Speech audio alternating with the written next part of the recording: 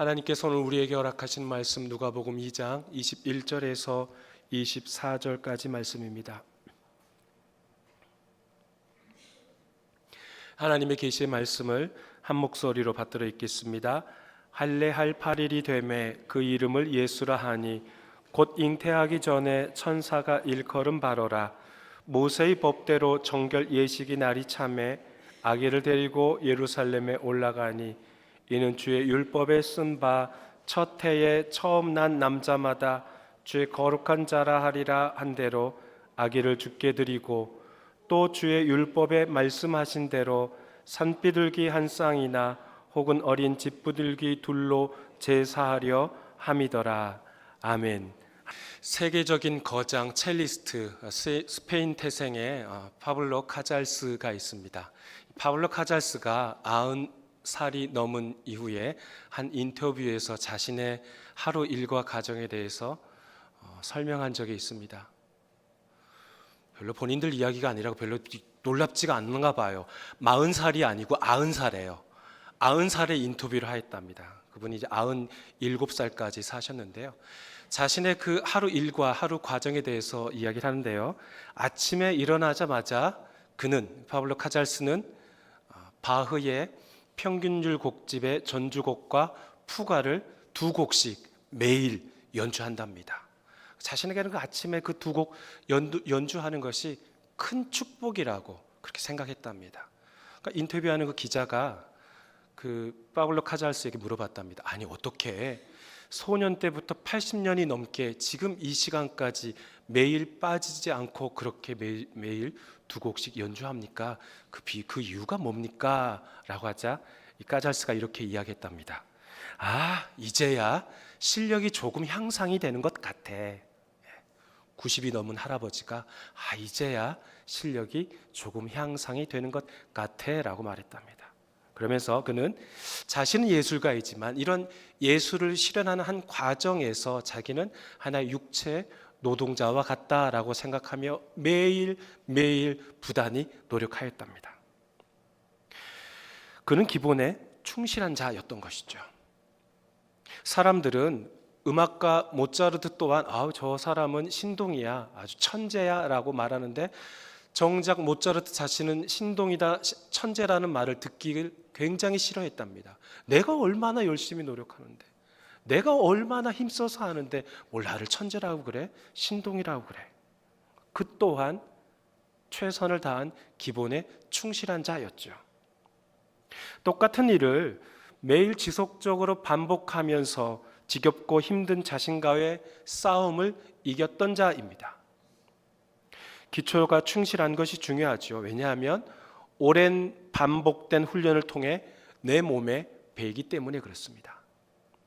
흥미로운 사실은 베토벤, 차이콥스키, 리카르드 슈트라우스 이와 같은 유명한 작곡가들 또한 그런 규칙적인 창작 습관을 지니고 하루를 시작했다고 합니다. 기본이 탄탄하면 성장하고 발전합니다. 신앙생활도 마찬가지이죠. 신앙생활에 있어서 가장 기본이 뭐예요? 하나님의 말씀을 듣는 것이죠. 하나님의 말씀을 읽는 것이죠. 참 감사하게도 올해 2026년도 여전도회가 펼치는 가장 큰 사역 중에 하나가 온 여전도회 회원 한 분 한 분이 성경 일독하는 거랍니다. 매주 한 주마다 한 권의 텍스트를 끝내는 것, 52주가 되면 모든 말씀을 함께 다 일독하는 것, 참 귀한 사역 아닙니까? 참 잘하셨다 그랬어요. 하나님의 말씀을 읽어야 그 안의 내용이 무엇인지를 알 수 있는 것이죠. 책의 표지를 보고, 책의 표지를 아무리 째려보고, 책의 표지를 아무리 꿰뚫어 봐도 그 안의 내용을 알 수 있어요, 없어요? 알 수 없죠. 아무리 째려보세요. 그런다고 걔가 눈 깜빡이나 하나? 그 내용 안의 내용을 봐야 알 수 있는 거죠. 그런데 우리는 흔히 하나님의 말씀을 다 안다고 착각해요. 저 본문 내가 벌써 목사님을 통해서 10수번을 벌써 들었는데 나 다 알아. 그런데 정말 다 알까요? 겸비한 자세로 주님의 말씀을 받아야 하죠. 그러하기에 우리는 주님 부르시는 그 날까지 묵상하고 또 복습하고 복습하고 그렇게 생각하시고 우리가 믿음 생활을 해야 한다라는 겁니다. 흔히 운동선수들은 열심히 훈련하면 뭐가 기억해요? 몸이 기억한답니다. 몸이. 그렇습니다. 기초가 탄탄해야 합니다. 하나님의 말씀을 먼저 듣고 읽는 게 우선이죠. 그리고 나서 그 말씀대로 살아내려고 노력하는 겁니다. 매일매일 말씀을 묵상하고 되뇌이며 살아내려고 또한 그 우리의 삶에 적용하려고 애쓰며 살아가야 하는 것이죠. 기본이 충실하지 않으면 영적 성장은 더디거나 불가능합니다. 오늘 본문을 통해서 기본이 충실한 부부, 하나님의 말씀대로 살아내려 했던 한 가정을 소개합니다. 오늘 본문 이렇게 시작하죠. 할례할 8일이 되매, 따라해 볼까요? 할례할 8일이 되매, 할례할 8일이 되매. 유대인 사내 아이들은 태어나서 8일이 되면 할례 예식을 합니다. 성경에서 할례 유래는 하나님과 아브라함과의 맺은 그 영원한 언약에서 시작합니다. 창세기 17장을 보면 하나님께서 아브라함과 언약을 맺으시는데요, 그 여러 민족의 아버지가 되게 하시겠다라고 아브라함에게 말씀하시면서 아브람이란 이름을 아브라함으로 개명하셨습니다. 그리고 그에게 언약, 영원한 언약의 표징으로 할례를 행하라라고 말씀하시죠. 아기 예수가 태어난 지 8일째가 되어 아이에게 할례를 행합니다. 누가복음 1장 말씀을 보시면 예수님보다 6개월 먼저 태어난 아이 요한도 있죠. 그 요한 또한 태어나고 8일이 되어 할례를 행합니다. 할례 예식에 그의 친척들이 참석합니다. 그의 친척들은 그의 아버지, 아직은 말 못하는 사가랴 아버지를 대신하여 친척들이 아버지의 이름을 따서 사가랴라고 그 아이의 이름을 지으려고 하죠. 그때 그의 어머니 엘리사벳이 거절합니다. 반대합니다.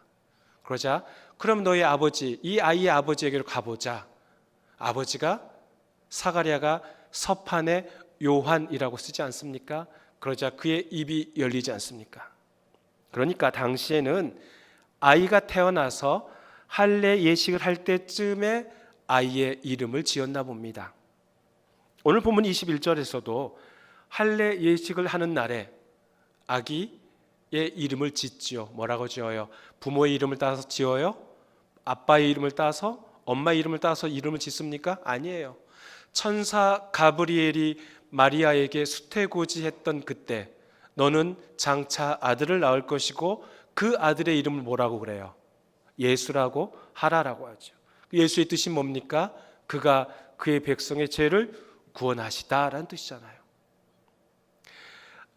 아기 예수의 할례가 끝난 다음에 이름을 예수라고 짓습니다. 그러니까 마리아와 요셉 부부는 철저히 하나님의 말씀에 따라서 하나님의 전령자로 온 그 천사의 말을 허투루 듣지 않고 그 말씀대로 이름을 예수라고 짓습니다. 본문 22절 23절 말씀 함께 읽어봅니다.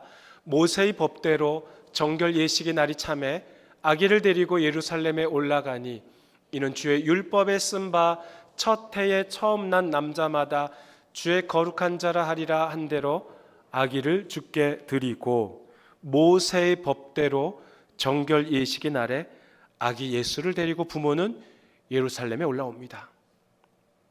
정결 예식은 아이가 태어난 지 40일이 지난 후에 행하는 예식입니다. 말 그대로 정결이니까 청결하게 하는 거죠. 깨끗하게, 몸을 깨끗하게 하는 하나의 예식, 상징적인 예식입니다.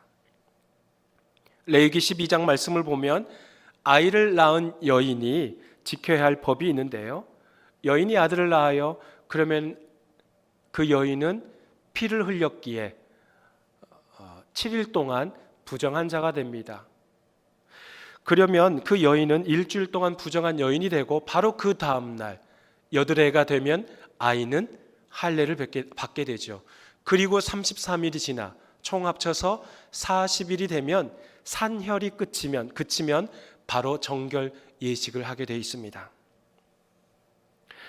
사내아이 출생 후에 일주일간 여인이 부정하다, 또는 여자아이 출생 후에 2주간 여인이 부정하다, 산모가 부정하다고 말하는 것은 어쩌면 우리 귀에 굉장히 거슬릴 수 있어요. 하지만 당시 레위기 제사법이 그랬다는 거예요. 이 말씀을 지금 시대의 문자 그대로 적용할 수는 없지요. 대신 그 정신만은 지켜야 하는 것이죠. 그렇다면 그러한 정결 예식의 정신이 무엇입니까? 피는 생명체를 뜻했습니다.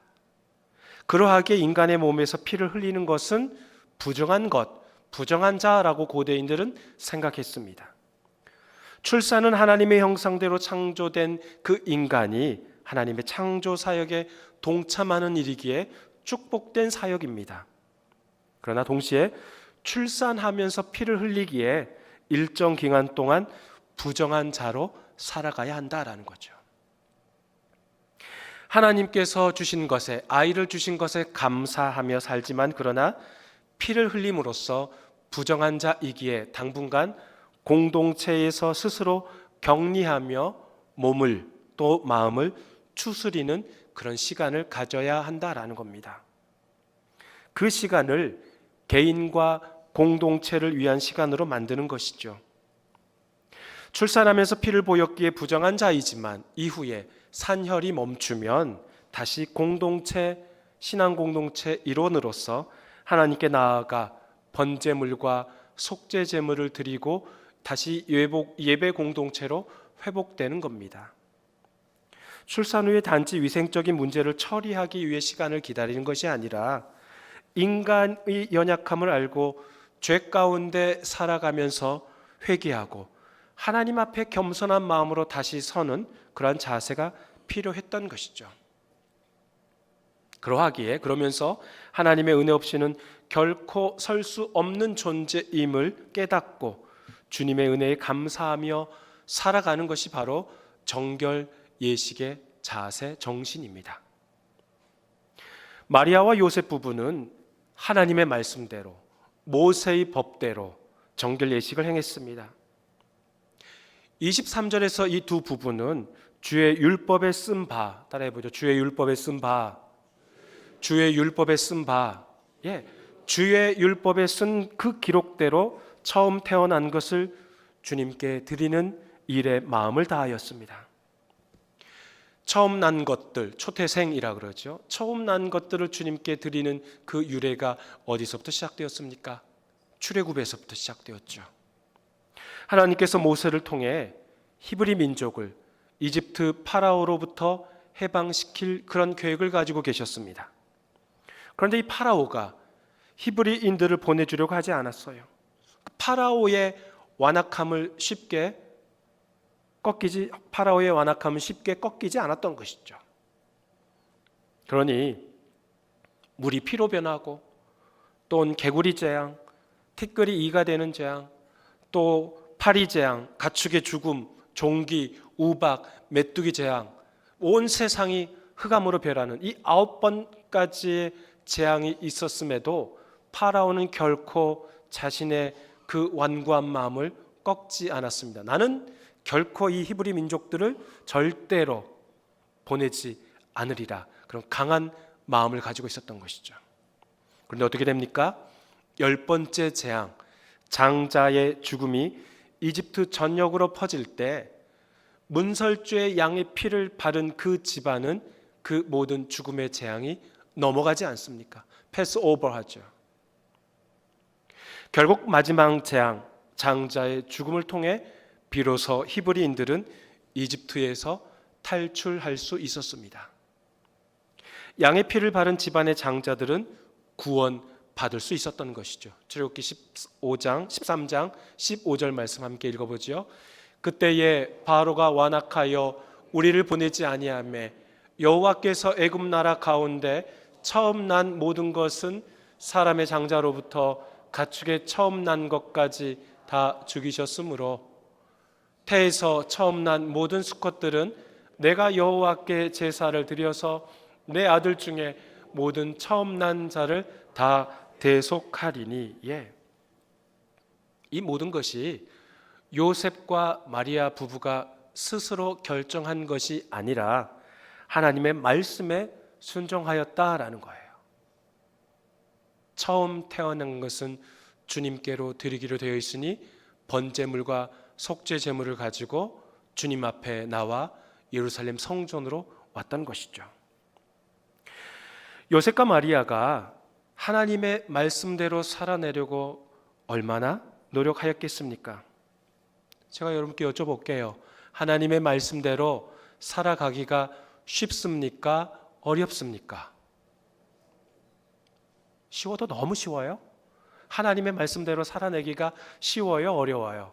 어려워요. 어려우니까 어차피 이거 뭐 하기도 살아내기도 쉽지 않은데 포기하자, 체념하자라고 하는 것과 어렵지만 하나님의 말씀대로 살아내려고 부단히 애쓰는 것은 천지 차이다라고 말씀드렸어요. 그러나 그 말씀대로 살아내기가 어렵다고 해서 그저 그냥 우리가 하나님께 주신 이 말씀 이 안에서 듣고 은혜 받고 끝나면 되지 뭐라고 생각하고 말씀 따로 실천 따로 살아가는 신앙인들이 우리 주변에 얼마나 많습니까? 말씀은 말씀이고 이 말씀은 교회 내에서 듣고 아멘 하면 되는 것이고 이 말씀대로 삶의 현장에서 살아가기에는 괴리감이 너무 크다라고 생각하는 사람들이 얼마나 많습니까? 그러니 그냥 예배당 안에서는 아멘 하고 은혜 받고 그냥 내 삶에 고이 간직하고 살아간다라고 생각하는 거예요. 그러나 교회 문을 열고 나오면 언제 그랬냐는 듯 여기서는 아멘 뜨겁게 찬양하고 뜨겁게 기도했어요. 그러나 교회 문을 박차고 나오면은 언제 그랬냐는 듯 조용한 삶을 살아가는 게 우리네 삶이라는 거예요. 예수의 예자도 꺼내지 않아요. 남들에게 굳이 나는 크리스찬입니다, 나는 기독교인입니다 라고 말하진 않아요. 혹여 내가 그리스도인인 것을 다른 사람들이 알게 될 경우에 타인에게 나 그렇게 꽉 막힌 교회 다니는 사람 아니야, 나는 그냥 교회만 다닐 뿐이야 라고 변명 아닌 변명을 하고 있지는 않은지 우리는 깊이 생각해 봐야 한다라는 거죠. 마리아와 요셉이 살던 당시에 하나님의 말씀대로 살아내고 그렇게 그 말씀대로 실천하려고 살아내는 것이 얼마나 힘들고 대단한 줄 한번 생각해 보셨습니까? 그 당시 팔레스타인 땅은 누구 제국에 속해 있었습니까? 로마 제국이 있었잖아요. 로마 황제가 곧 신이다라는 그런 시대에 살았습니다. 로마 황제의 등극이 좋은 소식, 복음이다라고 외쳤던 그런 시대에 살았던 자가 바로 마리아와 요셉입니다. 세상의 참 평화는 힘으로 좌지우지한 그런 로마의 평화라고 생각하던 그런 시대에 살았습니다. 전쟁을 통해 전리품을 획득하고 군인들 징집을 통해 로마 제국의 평화를 유지하던 그런 시대를 살았습니다. 보십시오. 로마 황제가 내린 로마의 아우구스투스가 내린 그 호정령의 명령에 따라서 이스라엘 북쪽 지역 갈릴리 나사렛 지역에서 한 임산부가 자신과 정혼한 요셉과 함께 160km나 떨어진 이스라엘 중부 지역의 베들레헴까지 그들이 두 발로 걸어서 오지 않습니까? 그만큼 황제의 말 한마디면 온 세상이 일사불란하게 움직이던 시대였다라는 거예요. 그런 시대에 황제의 말이 아닌 하나님의 말씀대로 따른다는 것은 시대를 역행하는 것과 다를 바 없다라는 거예요. 황제의 말이 아닌 하나님의 말씀이 기록되었다고 믿는 율법, 성경을 따라 살아낸다는 것은 세상 어느 누구도 고개를 끄덕이며 동조하는 자 없던 시대였습니다. 그런 시대에 요셉과 마리아는 하나님의 말씀대로 살아내려고 부단히 애쓰던 자였습니다. 본문 24절 말씀 함께 읽어보지요. 또 주의 율법에 말씀하신 대로 산비둘기 한 쌍이나 혹은 어린 집비둘기 둘로 제사하려 함이더라. 아멘. 마리아와 요셉은 그 24절 말씀처럼 주의 율법에 말씀하신 대로, 주의 율법에 말씀하신 대로 부단히 행하며 살던 자들입니다. 정결 예식에는 번제로, 일반적으로 정결 예식에는 번제로 어린 양 한 마리를 드립니다. 그러나 양을 제물로 바칠 형편이 되지 않는 자들은 산비둘기 2마리나 어린 집비둘기 2마리를 한 마리는 번제물로, 한 마리는 속죄제물로 바칩니다. 가난하다고 빈손으로 나오지 않게 하신 하나님이시죠. 하나님께서 만든 이 제사법은 사람들의 형편에 맞춰서 드릴 수 있도록 한 겁니다. 대신 경제적인 형편을 잘 살펴주신 하나님이시죠. 모든 형편을 아시는 하나님께서 가난한 자에게는 그들의 사정을 알아주신 것이죠. 그래서 마리아와 요셉은 어린 양 대신 산비둘기 또는 집비둘기 2마리를 가지고 예루살렘에 온 겁니다. 레위기 12장 8절 말씀 함께 읽어보죠. 그 여인이 어린 양을 바치기에 힘이 미치지 못하면 산비둘기 2마리나 집비둘기 새끼 2마리를 가져다가 하나는 번제물로 하나는 속죄제물로 삼을 것이요 제사장은 그를 위하여 속죄할지니 그가 정결하리라. 아멘. 그렇습니다. 어린 양을 바치지 못한, 형편이 되지 못한 여인은 산비둘기 2마리, 집비둘기 2마리 중에 한 마리는 번제제물로 또 한 마리는 속죄제물로 바쳤습니다. 제가 여러분께 한번 여쭤보겠습니다. 하나님께 제물을 가지고 예루살렘 성전에 올라온 한 여인이 있습니다. 근데 그 여인의 손에는 어떤 동물을 들고 있어요. 그러면 그 동물을 보고, 그 동물을 본 제사장이나 여러 다른 사람들은 그 사람의 가정의 형편을 알 수 있어요, 없어요? 알 수 있어요, 없어요? 알 수 있죠. 그 사람이 어린 양을 가지고 오거나 그러면 괜찮게 사는 집안이구나. 어린 양을 가지고 올 수 없어서 산비둘기나 집비둘기 2마리를 가지고 오면 참 어렵게 사는구나. 알 수 있어요, 없어요? 알 수 있어요. 알 수 있어요. 그러면 여러분이 그런 가난한 형편에 처한 사람이라고 한번 생각해 보십시오. 그러면 그 비둘기를 들고 성전에 오고 싶은 마음이 생겨요, 안 생겨요? 갈팡질팡하는 마음이 있을까요, 없을까요? 왜요? 왜 그런 갈팡질팡하는 마음이 있어요? 부끄러우니까 그렇죠. 부끄러우니까. 뭐가 부끄러워요? 가난이 부끄러우니까 그런 거죠. 이것이 대부분의 사람들의 생각이에요. 하나님의 말씀대로 살아내려고 정결 예식을 하러 온 이 마리아 부부 보십시오. 어디 살아요? 갈릴리 나사렛에 살아요. 근데 지금 어디까지 온 거예요? 예루살렘 성전까지 온 거예요. 갈릴리 나사렛에서 예루살렘까지는 약 150km 정도가 떨어져요. 호적명이 떨어졌을 때, 호적령이 떨어졌을 때 그 갈릴리 나사렛에서 산딸이 다 된 그 마리아는 정혼한 남편 요셉과 함께 160km 떨어진 베들레헴까지 걸어올 정도였어요. 당시 노새나 나귀는, 그런 교통수단은 부유한 사람들이 타고 다녔어요. 그 2발로 걸어왔던 그 2 부부가 아이를 출산했습니다. 그러면 아이를 출산한 다음에 40일이 지났어요.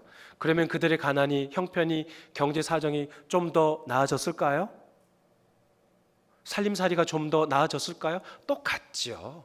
40일이 지나나, 한 달이 지나나, 2달이 지나나 똑같죠. 형편은 몫과 몫으로 살아가는데 뭐 형편이 더 좋아질 게 있습니까? 그 부부가 어린 양을 가지고 오지 못하고 그 산비둘기나 어린 집비둘기 2마리를 가지고 성전에 온다고 생각해 보세요. 마음 같아서는 어린 양 갖고 오고 싶지만 형편이 안 되지 않아요. 비둘기 2마리 가지고 옵니다. 다른 사람들의 시선이 부끄러워서 예루살렘 그 먼 거리 가지 말고 그냥 집 근처에 있는 회당에 가지 뭐, 이런 생각 할 수도 있었잖아요. 하지만 이 두 부부는 주의 율법에 말씀하신 대로, 하나님의 말씀대로 이들은 비둘기 한 쌍을 가지고 제사하러 그 150km 떨어진 예루살렘까지 온다라는 거예요. 이것이 바로 하나님의 말씀대로 살아내는 가정이라는 거죠.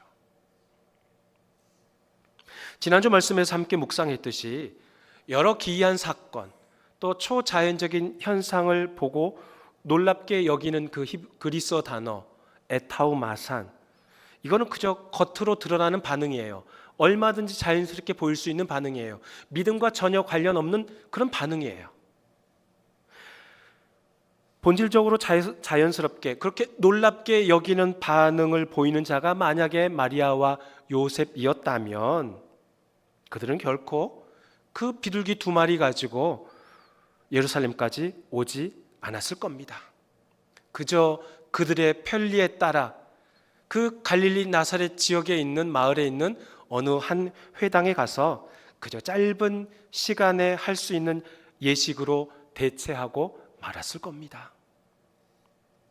그런데 마리아는 그런 겉으로 드러나는 반응, 에타우마산 그런 반응이 아니라 마음에 새기어 생각하고 자기가 받아들이려고 애쓰는 사람이었습니다. 초자연적인 사건을 통해 과연 하나님께서 무엇을 하실 것인지, 과연 하나님께서 나를 도구 삼아서 어떤 계획을 가지고 계시는지 생각하고 또 생각하며 마음에 각인한 사람이 바로 마리아였습니다. 참된 신앙인의 모습을 갖춘 여인이었죠. 남들은 가난을 숨기려고 예루살렘 성전까지 올라올 생각도 하지 않을 때에 마리아와 요셉은 기본에 충실한 자였습니다. 하나님의 말씀에 순종한 자들이었습니다. 설 명절이 시작되었습니다. 이제 여러분은 가족, 친지들과 함께 여러 이야기도 나누며 또 서로 어떻게 생활했는지 안부도 여쭤보시겠죠. 혹여 예수 믿지 않는 친척들이 나는 예수 믿는 거를 지금 친척들은 다 알아요. 그러다 보니 의도적으로 교회를 비난하고 또한 부정적인 교회에 대해서 부정적인 견해를 말할 수 있겠죠. 예수 믿는 것들이 더해. 요즘은 왜 저러는지 모르겠어. 도대체 저렇게 하려고 예수 믿나? 예수 믿으면 서로 사랑하라면서 왜 저렇게 혐오하고 배제하는지. 이렇게 여러분이 예수 믿는 거 알면서도 친지가 여러분 앞에서 그렇게 말씀한다면 여러분은 어떤 반응을 보이시겠습니까? 함께 비난하시겠습니까? 고개를 끄덕끄덕 거리면서 동의하시겠습니까? 우리가 확실히 해야 할 자세는 세상이 아무리 교회를 욕한다 할지라도, 세상이 아무리 교회를 부정적인 생각을 가진다 할지라도 우리까지 그렇게 비난할 필요는 없다라는 거예요. 또한 그리스도인으로서 우리가 올바른 삶을 살아내려고, 하나님의 말씀대로 올바로 살아내려고 부단히 애써야 한다라는 겁니다. 세상 사람들이 다들 그렇게 사는데 우리 또한 그렇게 살면 좀 어때? 이런 생각하시면 안 된다라는 거예요. 왜냐하면 하나님의 말씀이 우리 삶의 근거와 토대가 되기 때문에 그렇습니다. 믿는 사람들이 오히려 믿어야 할 대상인 예수님에 대해 불신을 가지고 살아가는 게 요즘 추세라 할지라도 신앙인이라면 진정 예수님의 말씀에 의지해서 살아가야 하는 것 아니겠습니까? 세상은 다 예스라고 말해도 그래 좋은 게 좋은 거지 라고 말한다 할지라도 우리 그리스도인은 아닌 것은 아니다라고 말해야죠. 세상의 가치에 저항하여 노라고 말할 줄 알아야 한다라는 겁니다. 이런 마음가짐이 있어야 하나님의 말씀대로 살아내려고 시도하는 자가 될 수 있다라는 거예요. 사랑하는 교우 여러분, 세상은 악하다라고 사람들은 말합니다. 그렇다고 해서 우리 역시 악한 세상을 탓하고 내 뜻대로 내 마음대로 행동하며 사는 것이 아니라 신앙인으로서 기본에 충실한 삶을 살아가기를 간절히 소망합니다. 하나님의 말씀대로 부단히 살아내려고 지키려고 애쓰는 저와 여러분이 되기를 간절히 바랍니다. 이렇게 하나님의 말씀대로 살아내는 개인, 하나님의 말씀대로 살아내는 가정에 우리 주님께서는 우리가 생각하고 기도하며 간구하는 것보다 더욱 응답하시고 헤아려 주실 줄 믿습니다. 그 어떤 상황에서도 주님을 의지하고 주의 말씀대로 살아내려고 애쓰는 저와 여러분이 되기를 주의 이름으로 축원합니다. 하나님 아버지 감사합니다. 하나님의 말씀대로 살아내는 것이 참 어렵습니다. 그렇다고 해서 어렵기 때문에 체념하고 포기하는 것이 아니라 부단히 살아내려고 애쓰는 자들 되도록 성령 하나님 인도하여 주옵소서. 마리아와 요셉 또한 로마 제국의 그 지배하에서 로마 제국의 황제가 신이다, 로마 제국의 황제의 등극이 좋은 소식이다, 복음이다 라고 하는 그 모든 시대 안에서도, 시대 정신 안에서도 결코 그 시대에 흔들리지 않고 저항하며 오직 예수 그리스도의 말씀 안에서, 하나님께서 주신 그 말씀 안에서 살아내려고 부단히 애썼던 자입니다. 그러한 삶을 우리 또한 살아낼 수 있도록 성령 하나님 도와주시옵소서. 예수님의 이름으로 기도하옵나이다. 아멘.